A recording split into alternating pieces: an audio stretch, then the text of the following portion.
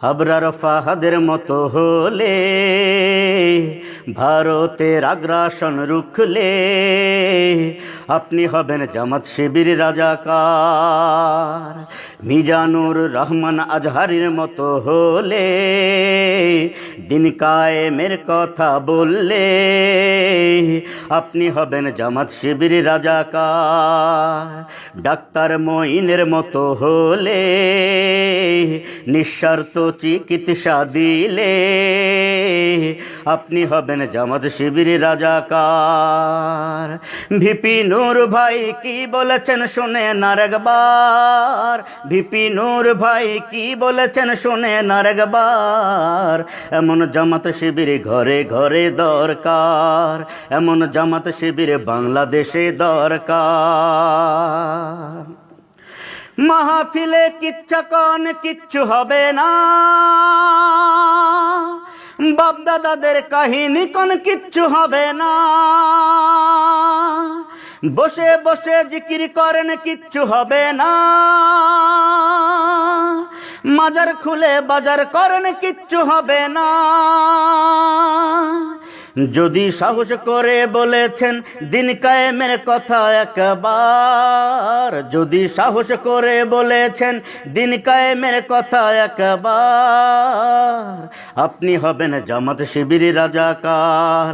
VP নূর ভাই কি বলেছেন শোনেন আরেকবার, ভিপি নূর ভাই কি বলেছেন শোনেন আরেকবার।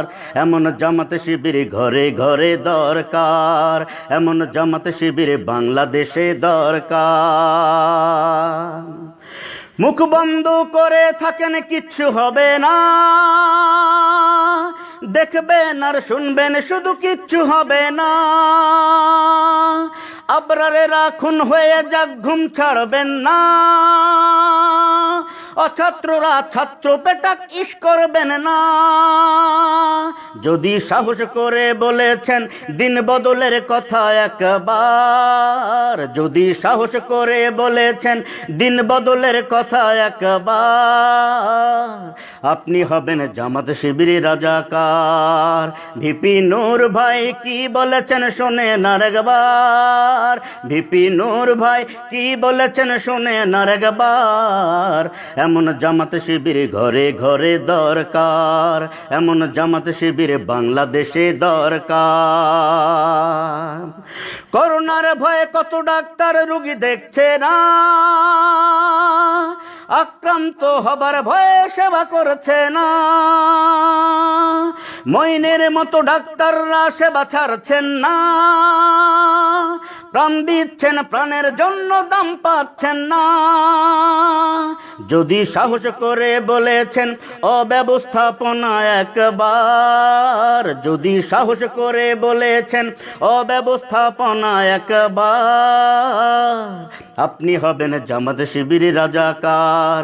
ভিপি নূর ভাই কি বলেছেন শোনেন আরেকবার, ভিপি নূর ভাই কি বলেছেন শোনেন আরেকবার।